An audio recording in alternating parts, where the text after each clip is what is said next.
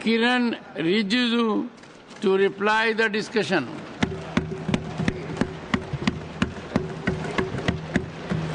आदरणीय सभापति महोदय, अभी जब मैं लॉबी में आ रहे थे, पूरा विपक्ष के साथियों ने हाथ जोड़ करके कहा कि तारीख बदल गए हैं, अब कितना जल्दी वाइंड अप करना है। तो मैंने कहा इसके बाद और एक बहुत ही महत्वपूर्ण लेजिस्लेटिव बिल है, बिजनेस है, तो हम बहुत संक्षेप में अपना बात को रखूंगा।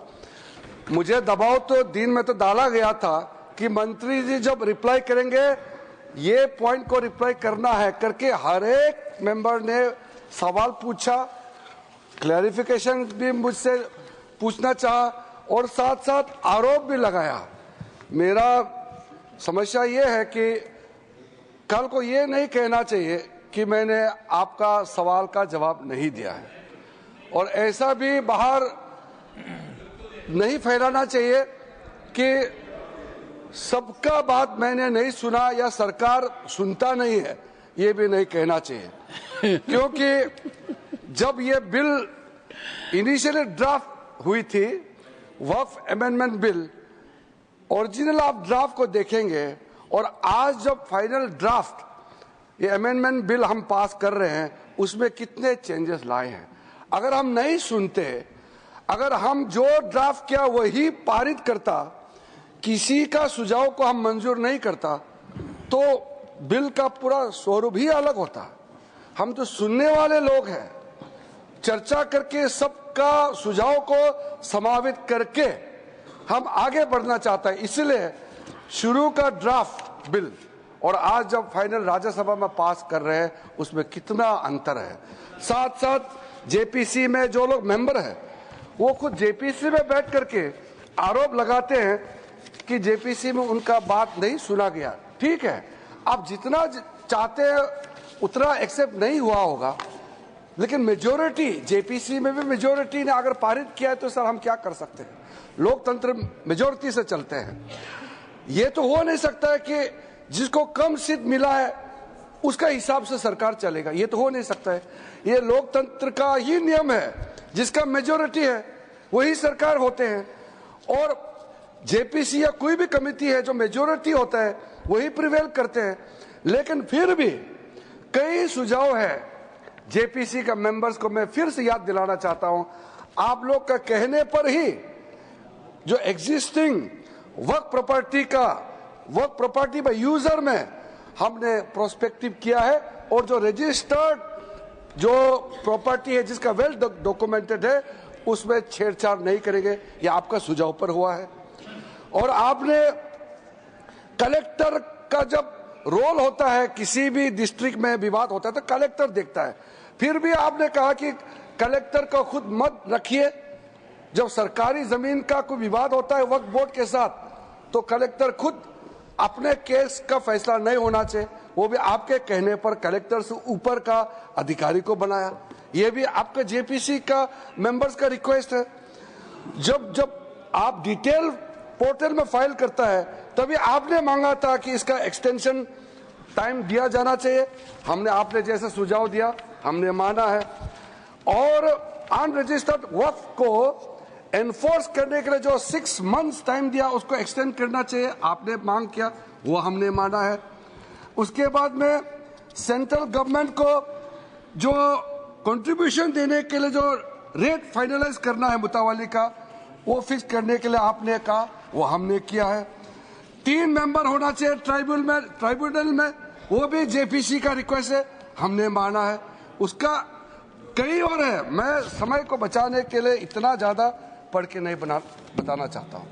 हमारा बिहार का साथी उपेंद्र कुशवाहा जी ने आखिरी में जो पॉइंट बोला उसको जोड़ते हुए कि मैंने सुबह सर जब ये बिल पेश किया था तब बहुत डिटेल से मैंने बताया, हालांकि मैं 1 घंटे से थोड़ा कम बोले, लेकिन मैंने शुरू में कहा कि मेरा बात को ध्यान से सुनिए, और बाद में मेरा कहने के बावजूद भी आप जबरदस्ती चीज को मत दोहराइए, मैंने कहा था। फिर भी अध्यक्ष महोदय फिर दोहराया गया है। हमने कहा कि सेंट्रल वक्फ काउंसिल में 22 मेंबर्स रहेगा, उसमें एक्स ऑफिशियो चेयरमैन को मिला करके 4 से ज्यादा नॉन मुस्लिम हो ही नहीं सकता है बताने का बावजूद भी आपने कहा कि गैर मुसलमान मेजोरिटी हो जाएंगे।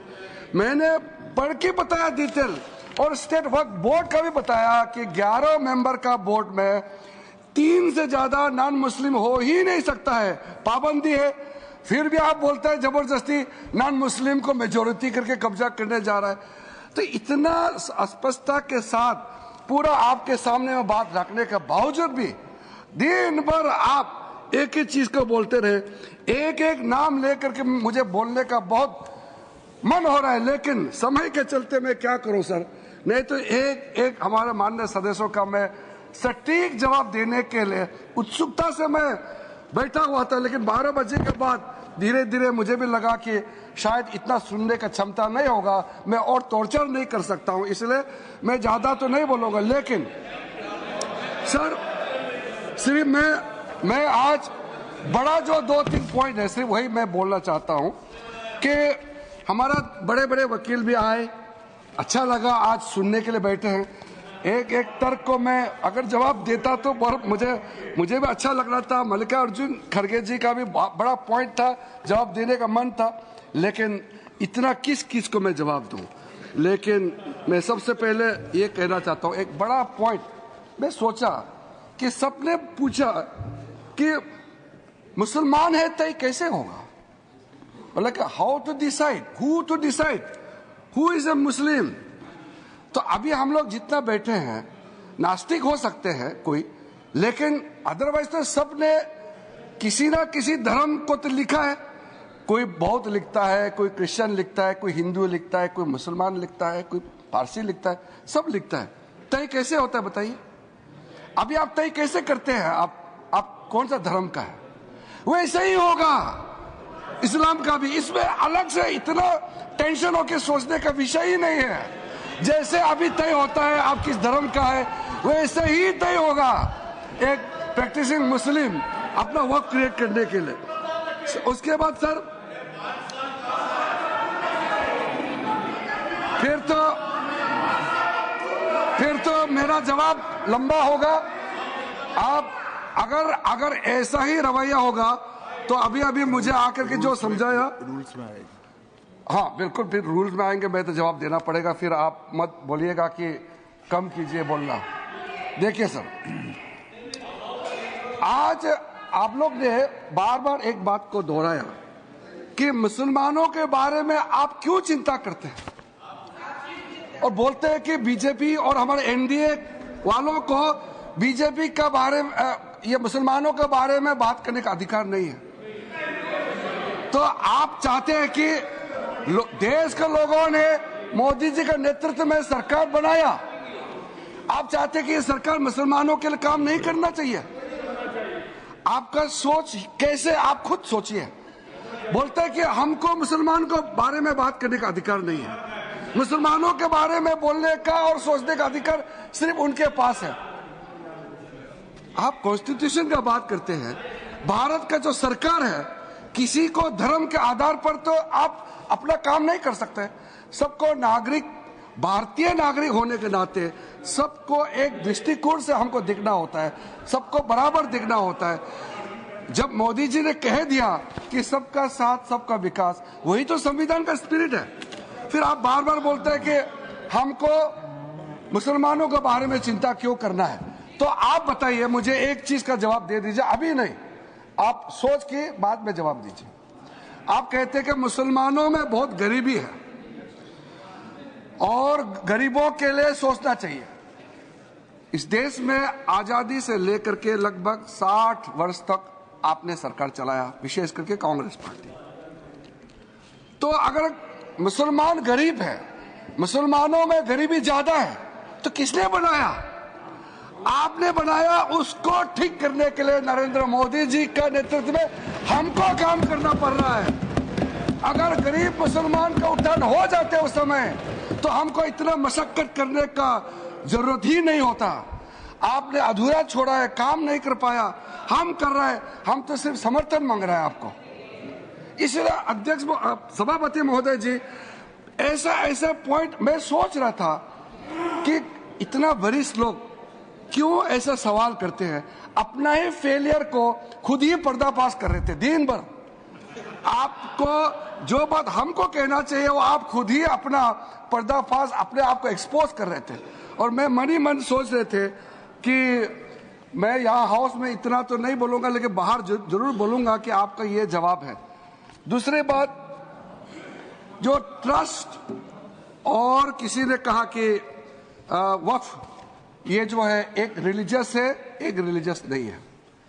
हम लोग ने सुप्रीम कोर्ट, हाई कोर्ट का रूलिंग का भी काफी जिक्र किया, मैं दोबारा नाम लेकर के रिपीट नहीं करना चाहता। हमने बार बार कहा वक्फ प्रॉपर्टी में कोई हस्तक्षेप नहीं किया जा रहा है, कोई कर भी नहीं सकता है। कोई रिलीजियस इंस्टीट्यूशन में आपने काशी विश्वनाथ के बारे में कहा, तिरुपति में कहा, या कोई चर्च का, कोई यहाँ में दिल्ली में या निजामुद्दीन दरगाह हो सकते हैं, हमारा यहाँ जमा मस्जिद हो सकते हैं, उसमें कोई गैर मुसलमान जाके क्या कमेटी में मेंबर हो सकता है? क्या नहीं हो सकता है? वो रिलीजियस बॉडी है। बार बार बताया गया कि जैसे ट्रस्ट को निगरानी करने के लिए चैरिटी कमिश्नर होता है, चैरिटी कमिश्नर तो एक सरकारी बॉडी होता है, उसी प्रकार वक्फ बोर्ड जो है एक स्टैट्यूटरी बॉडी होता है। और आप स्टैट्यूटरी बॉडी को कहते हैं कि सिर्फ मुसलमान ही रहना चाहिए। अगर उसमें सिर्फ मुसलमान ही होते और वक्फ बोर्ड का जो अगर जमीन का विवाद एक हिंदू और एक मुस्लिम बोर्ड का बीच में अगर विवाद होता तो आप उसको कैसे ठीक करेंगे? क्योंकि विवाद तो सिर्फ मुसलमान आपस में सिर्फ नहीं होता है। वक्फ बोर्ड का जो विवाद होता है वो गैर मुसलमान के साथ भी होता है। तो आप चाहता है कि इसका निर्णय ट्राइब्यूनल और वक्फ बोर्ड में सिर्फ मुसलमान ही बैठे और हिंदू का साथ विवाद होगा, बाकी किसी धार्मिक ग्रुप के लोगों के साथ विवाद होगा, तो तय कैसे होगा? ये जो गवर्नमेंट का स्टैट्यूटरी बॉडी होता है ये सेकुलर होना चाहिए, इसमें सब लोग बैठना चाहिए। फिर भी हमने कहा कि रेस्ट्रिक्शन किया है कि यहाँ इतना ही गैर मुस्लिम हो सकता है। मेजोरिटी अब 22 मेंबर में अगर मैक्सिमम 4 होता है, वो 4 क्या आपको वहां निर्णय बदल सकता है? वो सिर्फ योगदान कर सकता है, अपना एक्सपर्टाइज दे करके वहां काम करने का वैल्यू को बढ़ा सकता है। तो इस प्रकार का कई लोग, इसलिए मैं कहना चाहता हूं कि आप लोग समझदार नहीं है तो ये मैं कह नहीं सकता हूं, क्योंकि समझदार ही है, लेकिन कहने का जो तरीका या आपका सोचने का तरीका, इसमें और हमारे सोचने का तरीका में अंतर है। अदरवाइज सर मल्लिकार्जुन खड़गे जी ने तो कितना बात कहा, लेकिन वरिष्ठ नेता है, सुबह भी बड़ा दुख के साथ उन्होंने कहा मैं जवाब देना चाहता, तो हमारा एक साथी ने डिस्टर्ब किया इसलिए नहीं बोला। मैं बहुत इज्जत करता हूँ, जवाब देना चाहता हूँ, लेकिन हमको मत बोलिए कि मंत्री जी ने मेरा किसी पॉइंट का जवाब नहीं दिया, क्योंकि आपका पॉइंट जवाब देखा तो बहुत लंबा हो जाएगा। सिर्फ मैं इंपॉर्टेंट पॉइंट को कह करके समाप्त करना चाहता हूँ। आप कभी भी ये नहीं भूलना चाहिए कि जब एक बार वक्फ क्रिएट हो जाता है आप उसको रिवर्स नहीं कर सकता है। Once a waqf is always a waqf. कोई प्रॉपर्टी को अगर जब वक्फ डिक्लेयर करता है, इसलिए सोच समझ के करना चाहिए, क्योंकि डिक्लेयर हो जाने के बाद आप उसका स्टेटस को बदल नहीं सकता है। ये आप एक पायस चैरिटेबल रिलीजियस पर्पस के लिए वक्फ डिक्लेयर करता है, रिवर्स हो नहीं सकता है। तो आप सोचते हैं कि ऐसे ही मनमानी डिक्लेयर करने दिया जाएगा? कैसे आप ये विचार आ सकते हैं?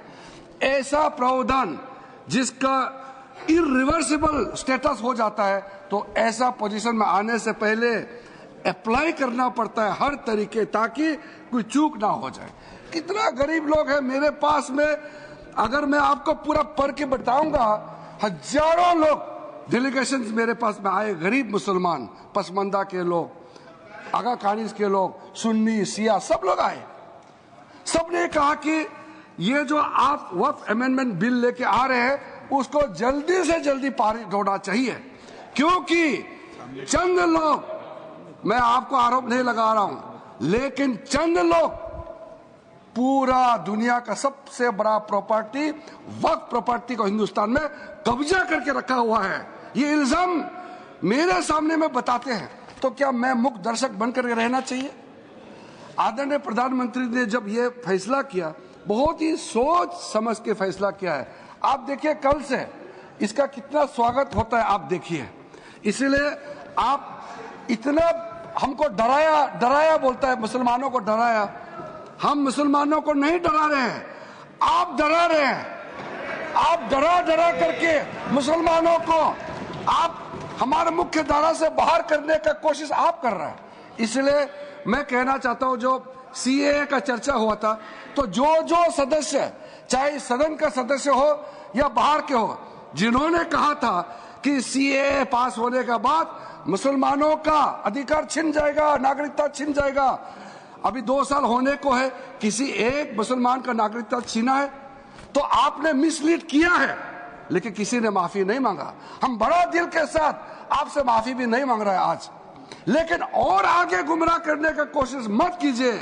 ये बिल तो आज पारित हो जाएगा और भविष्य में इससे किसी एक मुसलमान को नुकसान नहीं होने वाला है, बल्कि करोड़ों गरीब मुसलमानों का फायदा होने वाला है। इसलिए अध्यक्ष महोदय जी, मैंने जैसे कहा कि मेरा तो दिल बहुत उत्सुकता के साथ में पॉइंट्स बढ़ा हुआ है, लेकिन सदन का सेंस, समय का पाबंदी, सबको ध्यान में रखते हुए मैं अध्यक्ष महोदय जी इस सदन को, इस महान सदन को मैं अनुरोध करना चाहता हूं। कल भी लोकसभा में 3 बजे के बाद तक बैठ करके हम लोगों ने काम किया है और आज भी अब हम लोग 1 बजे के पार हो चुके हैं। इस ऐतिहासिक वक्त संशोधन बिल को लेकर के जब हम लोग चर्चा कर रहे हैं, बहुत अच्छे आप लोगों का तरफ से भी बात किया गया है। इल्जाम राजनीतिक तो होता है, लेकिन मैं हृदय के गहराइयों से जितना भी सदस्यों ने इस चर्चा में भाग लिया, मैं आपको धन्यवाद देना चाहता हूं। सारे सदस्यों का अभिनंदन करना चाहता हूं। मिल करके नए सवेरे, नए दिन, नई उम्मीद के साथ हम लोग इतना देर रात तक काम किया है। देश वाला भी देखेंगे कि हमारा संसद सदस्य देर रात बैठ करके देश के लिए काम करता है। यह अच्छा संदेश यहां से जाएगा। मैं सब मेंबर को अनुरोध करता हूं कि इस बिल को पारित करने में जो भी आज गलती हो गया, आप लोगों ने जो भी कहा है, लेकिन बड़ा दिल दिखा के अच्छा काम के लिए सर्वसम्मति से सपोर्ट करने का मैं मांग करके अपना बात को समाप्त करता हूं।